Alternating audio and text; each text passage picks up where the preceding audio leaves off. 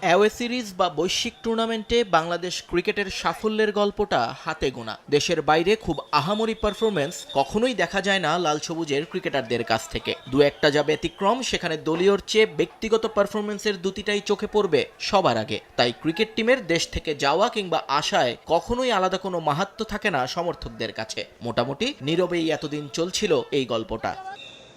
কিন্তু এবারের ঘটনা একেবারেই ব্যতিক্রম। বাংলাদেশ ক্রিকেট টিম দেশ ছেড়েছিল এশিয়া কাপ খেলতে। চ্যাম্পিয়ন হওয়ার স্বপ্ন দেখিয়েছিলেন জাকের আলী অনিক। পরে টুর্নামেন্টে দল এবং খেলোয়াড়দের পারফরমেন্সের কি দশা, সেটার আলাদা করে বলার কিছু নেই, সবারই জানা আছে টুকটাক। কিন্তু এশিয়া কাপ শেষেও দেশে ফেরেননি তাসকিন মোস্তাফিজরা। আফগানিস্তানের বিপক্ষে টি-20 এবং ওয়ানডে সিরিজের জন্য থেকে যান তারা। এরপর সংক্ষিপ্ত ফরম্যাটে প্রতিপক্ষকে হোয়াইট ওয়াশ করে আনন্দে ভাসলেও বিপত্তির শুরু হয় ওয়ানডেতে। টানা 3 ম্যাচ হেরে হোয়াইট ওয়াশই শুধু নয়, আফগানদের সামনে কোনো প্রতিরোধী করতে পারেননি হৃদয়, মিরাজ, জাকেররা। ফলাফল ক্ষুব্ধ সমর্থকরা।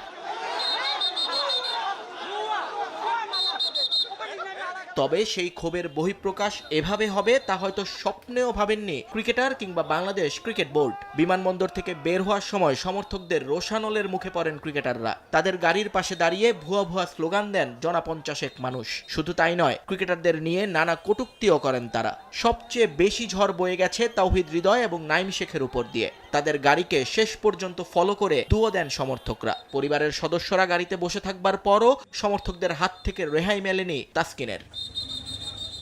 ক্রিকেটারদের মান বাঁচাতে পুরোটা সময় চেষ্টা করে গেছেন বিমানবন্দরের নিরাপত্তা কর্মীরা, কিন্তু কোনোভাবেই সমর্থকদের দুও থেকে রক্ষা করতে পারেননি তারা। এতদিন ভারত পাকিস্তান সমর্থকদের এরকম বহু গল্প শুনেছে বাংলাদেশের ক্রিকেটাররা। এবার নিজেরাই হলেন সেই দুর্ভাগ্যের সাক্ষী।